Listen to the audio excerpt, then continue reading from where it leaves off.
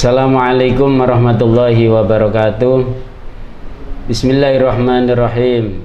Alhamdulillahilladzi huwal ahad al-wahidus samad yahdi lirrasyad alladzi lam yalid wa lam yulad wa lam yakul lahu kufuwan ahad. Amma ba'du, peserta didik SMK Sunan Ampel yang dirahmati oleh Allah Subhanahu wa taala. Dalam pertemuan berikutnya adalah masih meneruskan bagaimana kita bersungguh-sungguh di dalam belajar dan memperoleh cita-cita yang luhur. Sebagaimana syair Abu Thayyib berkata, sungguh naif orang yang mampu berusaha tapi tidak mau berusaha secara optimal. Wala budda li talibil ilmin syarril layali kama qala asy-syair. Biqadril kaddi tuktasabul ma'ali wa man talabal ula syahiral layali, sampai akhirnya syair. Peserta didik tidak boleh banyak tidur pada malam hari. Seperti dikatakan dalam syair, kemuliaan itu akan tercapai menurut kadar kesengsaraan. Barang siapa yang ingin mencari kemuliaan, maka harus meninggalkan tidur malam. Ini berbalik dengan keadaan kita yang mencari ilmu pagi. Bila terlarut tidur malamnya tidak tidur, maka pelajaran pagi akan terganggu. Yang dimaksud di sini adalah tidak tidur karena kita sholat tahajud, memohon, meminta kepada Allah Subhanahu wa taala pada waktu-waktu yang mulia, pada waktu-waktu yang mustajabah. Di sepertiga malam yang terakhir, di samping bangun sholat tahajud, kita berdoa kepada Allah, semoga di masa sekarang yang akan datang semakin membaik, semakin diridhai oleh Allah Subhanahu wa taala. Maka ada yang berkata bahwa mengurangi tidur malam untuk beribadah itu mengembirakan hati di siang hari. Wala budda li talibil ilmi minnal mawadhabati 'ala darsi wat tikrari fi awwalil laili wa akhirih, fa inna ma bainal isya'i wa waqtis sahari waqtul mubarak. Peserta didik atau santri harus mengulang-ulang pelajaran pada awal malam dan akhir malam, yaitu antara isya dan waktu sahur, karena saat-saat tersebut diberkahi. Ya talibal ilmi basyiril wara'ah wa jannibin naumah waghdari siba'ah wa dawim ala darsi la tufariku fal ilmu bid darsi qoma wartafa'ah. Seorang penyair berkata, wahai para penuntut ilmu, hiasilah dirimu dengan sifat warok. Kita ketahui warok itu menjauhi barang yang subhat. Subhat saja dijauhi, apalagi hal yang haram. Lebih-lebih makanan yang masuk ke dalam perut kita sehingga mempengaruhi menjadi aliran darah ke otak, ke pikiran, tidak akan bisa positif kalau makanannya haram ataupun perbuatannya haram, atau yang diharamkan oleh Allah berupa minuman atau makanan yang masuk pada diri kita. Untuk itu jauhilah. Itu hal yang menjadikan kita sulit untuk menerima pelajaran atau menerima kebaikan. Berlanjut, para musannif mengatakan para pelajar harus memanfaatkan masa mudanya untuk bersungguh-sungguh dalam menuntut ilmu.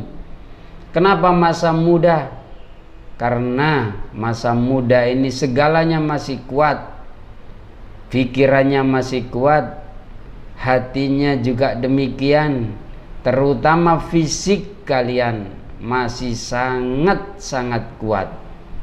Perhatikan bait syair, dengan kadar kerja yang maksimal yang ketika muda yang membara-bara untuk menjadi cita-citamu. Orang yang ingin sukses harus sedikit mengurangi tidur malam. Gunakan masa mudamu sebaik-baiknya, karena masa muda adalah kesempatan yang tidak akan pernah terulang kembali. Yang harus dibawahi adalah masamu tidak akan terulang kembali. Terbukti kami yang sudah berumur tidak akan bisa berumur sebagaimana kalian. Maka dari itu masa-masa ini harus kau jadikan masa yang emas. Wala yajhadan nafsahu jahdan wala yud'ifan nafsa hatta yaqta'anil amali bal yasta'milar rizqa fi dzalika war rizqu aslu adim. War rizqu aslul adim fi jami'il asya. Qala Rasulullah sallallahu alaihi wasallam, alla inna hadzal dina matinun fa'awhilu fihi birizkin wala tubghid ala nafsik ibadallahi ta'ala fa innal munbitta la ardan qata'a wala dhahran abqa. Rasulullah sallallahu alaihi wasallam bersabda, ketahuilah bahwa agama ini kokoh, banyak tugas, maka terlibatlah dalam urusan agama dengan pelan-pelan. Dan janganlah kamu buat dirimu bosan beribadah kepada Allah, karena orang yang mematahkan kendaraannya tidak akan bisa menompa perjalanan, bahkan akan kehilangan kendaraannya. Demikian Rasulullah memompa kita semuanya untuk selalu ikut di dalam peran Islam, menggunakan ilmu dan kekuatan kesempatan yang diberikan oleh Allah Subhanahu wa taala. Wa qala an-nabiy sallallahu alaihi wasallam, nafsuka mutayyiduka farfuk biha. Nabi Muhammad bersabda, badanmu adalah tungganganmu, maka kasihanilah padanya. Wala budda li talibil ilmi minal himmatil 'aliyah fil ilmi, fa innal mar'a yatiru bi himmatihi katayri yatiru bi janahi. Qala Abu Thayyib, ala qadri ahlil azmi ta'til azaim wa ta'ti 'alal qadril karimil makarim. Yang artinya, peserta didik harus bercita-cita yang tinggi.